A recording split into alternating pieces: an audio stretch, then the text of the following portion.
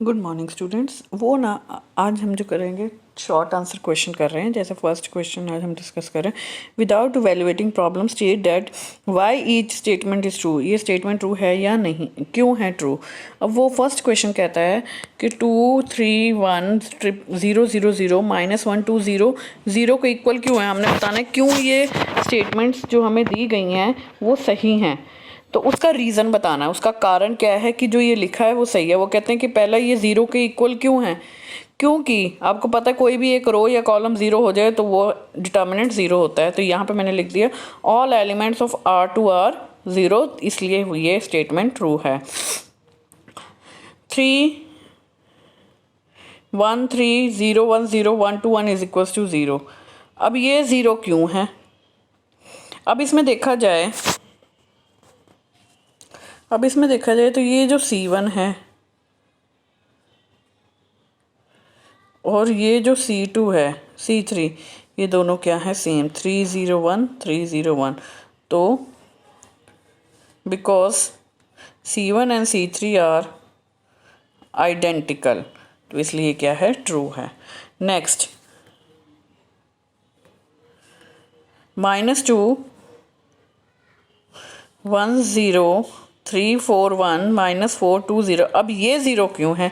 अभी देखने से तो ऐसा लग रहा है कि ये ज़ीरो कहीं से भी नहीं बनता, पर हमें ये भी देखना पड़ता है कि कोई ऐसा एक नंबर है जिससे कोई एक रो या कॉलम मल्टीप्लाई हो रही हो तो उसको बाहर निकाल लें तो हमारा आंसर आ जाए। क्या बोला मैंने, अभी इस क्वेश्चन में आपको ऐसा लग रहा है कि कुछ भी इक्वल नहीं है, बट फिर आपको एक रो या कॉलम ऐसी देखनी पड़ती है।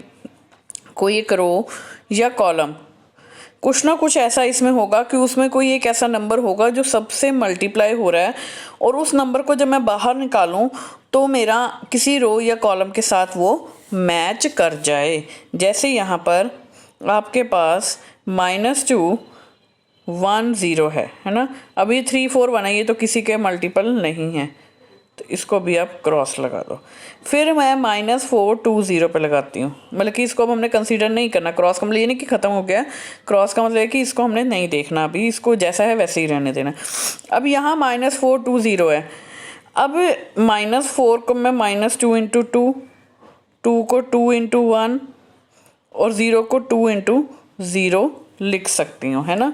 ये मुझे किससे पता चला, 4 के कारण और 2 के कारण, कि इसमें एक 2 एक ऐसा नंबर आ रहा है जिसको जब मैं किसी से भी मल्टीप्लाई करती हूँ तो वो ये बन जाता है।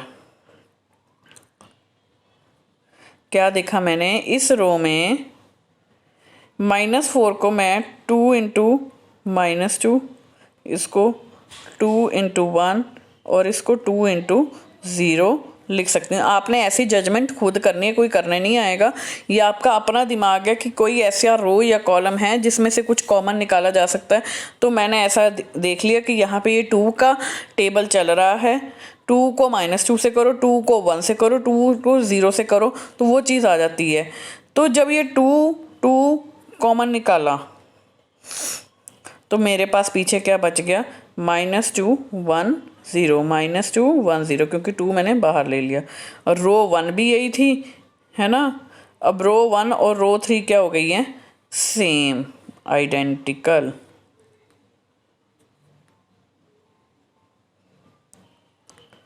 तो ये क्या हो गई, ट्रू। ऐसे आपको एक नंबर अपने, ये आपके दिमाग की एक्सरसाइज है, ये आपने खुद सोचना है कि इसमें कौन सा ऐसा नंबर, कौन सी ऐसी रो में नंबर आ रहा है जिसको निकालने से मेरा आंसर आ सकता है। ये प्रैक्टिस मांगता है, इसको करो अपने, अब देखो 2 2 3 3 बार।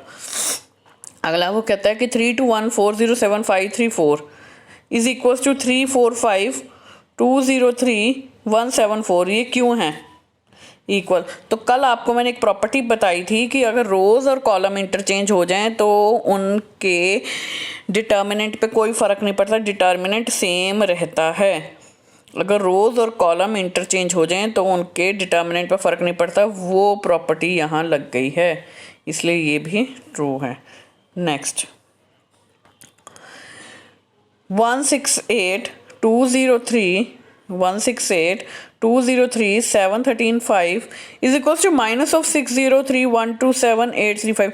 अब यहाँ माइनस क्यों आ रहा है, क्योंकि कल आपने एक प्रॉपर्टी और पढ़ी थी कि अगर 2 रोज़ या दो कॉलम्स इंटरचेंज हो जाएं तो माइनस आ जाता है, दो रोज या दो कॉलम इंटरचेंज हो जाए तो क्या आ जाता है, माइनस। तो वो प्रॉपर्टी यहाँ लगी है। ये आपकी प्रॉपर्टी रिवीजन क्वेश्चन है एक तरीके से। नेक्स्ट, 2 + 3, 3 + 4, 4 + 5, -1 0 3 2 1 0, ये किसके इक्वल है, इन दो आपको, ठीक है। 2 3 4 -1 0 3 2 1 0 प्लस 3 4 5 -1 0 3 2 1 0। तो कल मैंने आपको एक प्रॉपर्टी बताई थी कि अगर एक कॉलम में या एक रो में, एक कॉलम या एक रो में अगर प्लस के साथ 2 या 3 नंबर आ रहे हैं तो वो उतने ही डिटर्मिनेंट्स में टूट जाता है। जैसे यहाँ उतने ही डिटर्मिनेंट्स में टूट जाता है। जैसे यहाँ पर आपके पास दो नंबर हैं, 2 + 3 3 + 4 4 + 5, है ना। 2 + 3 3 + 4 4 + 5, ये दोनों मैंने आपको कहा था इनको नहीं छेड़ेंगे, ये एज इट इज़ रहेगा दोनों डिटर्मिनेंट में। इस प्लस के कारण हमारी डिटर्मिनेंट्स कितनी बन जाती हैं, 2। तो वही प्रॉपर्टी यहाँ लग गई है, इसलिए ये भी इक्वल है। Okay, now next, without expanding the determinant show that this determinant is equals to 0।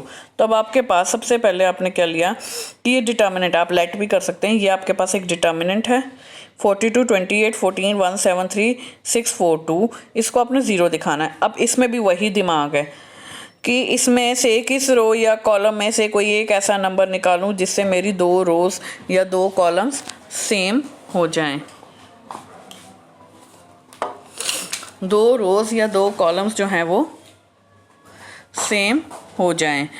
तो अब मैंने ये देखा कि 173 ये भी प्राइम नंबर है। अब 642 है, इसको निकालने से कोई फ़ायदा नहीं क्योंकि कोई भी ऐसा नंबर नहीं मिल रहा जो इसके साथ मैच कर जाए। फिर मैं इस पे आई, ये बड़ा नंबर है। अब बड़ा नंबर होने के कारण इसमें से कोई एक ऐसा, अब ये किसका मल्टीपल है, किसके टेबल पे आ रहा है यहाँ पर, या फिर कह लो कि कौन सा टेबल पढ़ा जा रहा है कि ये तीनों एक ही नंबर एक ही टेबल पे आ जाएं। एक नंबर मतलब कि ये तीनों नंबर किस एक टेबल पे जा रहे हैं, तो उसको निकाल के देखूं क्या मेरा आंसर किसी के साथ मैच कर जाता है। क्योंकि ये प्राइम नंबर है, ये भी मल्टीपल है, पर इसमें से कॉमन निकाल के मुझे कोई फ़ायदा नहीं हो रहा। तो अब इन दोनों पे तो लग गया क्रॉस, इसको हमने नहीं छेड़ना, हमने बात करनी है इसकी, क्योंकि ये एक वैसे भी बड़े नंबर हैं तो किसी ना किसी टेबल पे आएंगे। तो अब यहाँ पे नंबर है 42 28 14, ये तीनों किसके टेबल पे आते हैं, 7 के। तो मैंने क्या किया, 7 निकाल लिया बाहर। जब 7 निकाल लिया बाहर तो 7 6 42 होता है, ठीक है। तो यहाँ रह गया 6, 7 4 28, तो यहाँ रह गया 4, 7 2 14, तो यहाँ रह गया 2, तो 6 4 2, ठीक है। तो इसका मतलब यहाँ से जब मैंने 7 बाहर निकाला तो मेरे पास ये बच गई। अब इसमें देखो क्या कुछ इक्वल आ रहा है, कोई रो या कॉलम।